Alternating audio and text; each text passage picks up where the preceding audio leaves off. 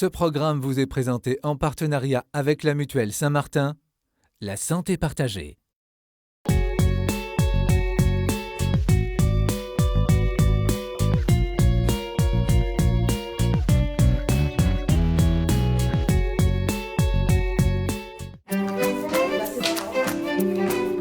Ce dimanche est un jour de fête pour Camille.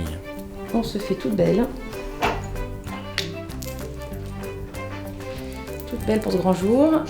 Cette petite fille de 8 ans va faire sa première communion à l'église Saint-Vincent d'Orléans. J'ai une robe, un pull et des chaussures blanches pour appeler le baptême.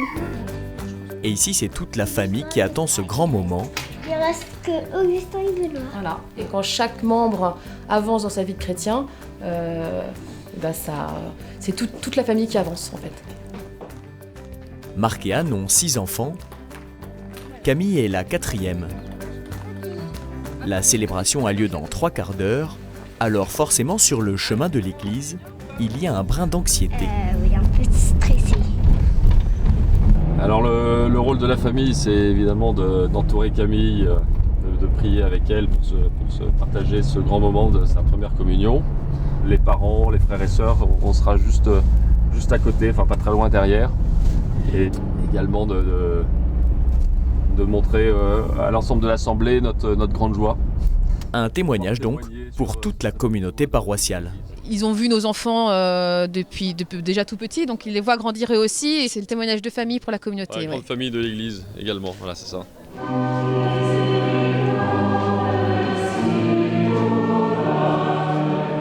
L'heure de la célébration a sonné pour Camille et les autres premiers communiants. Une célébration recueillie, priante, jusqu'au moment tant attendu. Camille et 5 autres enfants reçoivent le corps du Christ pour la toute première fois. Camille, le corps du Christ. J'ai pensé que je recevais Jésus et j'ai envie de retourner plus à la messe parce que j'ai envie de le recevoir encore. Ça nous fait réfléchir, nous, sur le sens de l'Eucharistie, quand on voit nos enfants communier pour la première fois. On est effectivement évangélisés par nos enfants parce qu'on leur donne, on essaye de leur transmettre notre foi, mais c'est par leur recueillement qu'on voit que Jésus est en eux. On se fait tous grandir mutuellement en famille, en fait, en avançant par chaque sacrement. C'est à chaque fois une étape pour l'enfant, mais pour toute la famille, ça fait avancer tout le monde. Ouais. La célébration est terminée. Place à la fête en famille pour les Derice. Une chose est sûre, le rendez-vous est déjà pris pour l'Eucharistie de dimanche prochain.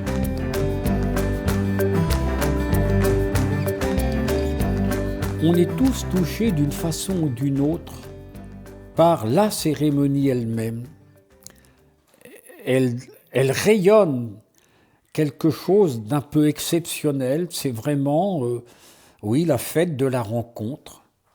Ça nous échappe parce que c'est une réalité qui se vit dans le cœur à cœur avec le Seigneur. De façon mystérieuse, ce désir de faire comme les grandes personnes ou comme les grands frères et sœurs, eh bien d'accueillir Jésus lui-même dans son cœur, dans sa vie. Cette intimité entre lui et Jésus.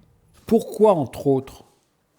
Bien parce que d'abord, Jésus, dans l'Évangile, a bien des reprises fait référence justement à ces petits-enfants, et il nous dit, ne vous y trompez pas, gardez ce cœur d'enfant, ce sont eux qui sont les plus à même de vivre du royaume de Dieu, donc de cet accueil de Jésus, et de vivre une relation vraie avec lui.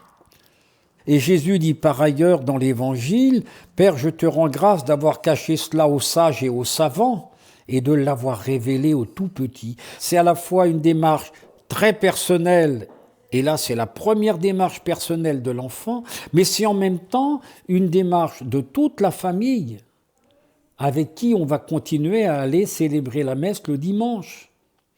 Et puis c'est aussi la fête de la famille paroissiale. C'est toute l'Église qui vit ce temps fort de plusieurs de ses enfants.